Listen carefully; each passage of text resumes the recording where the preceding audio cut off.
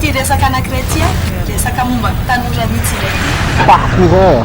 na hoe kilalao ruivan resaka auto déplacement tanora de tanora zareo atao hoe TCHOCHI zay no anarany reny olona reny azo lazatsika hoe ty risque fa le izy hafa de hafa be satria olona misaotisaoty ohatrany hafa kely zay fa hitanao izy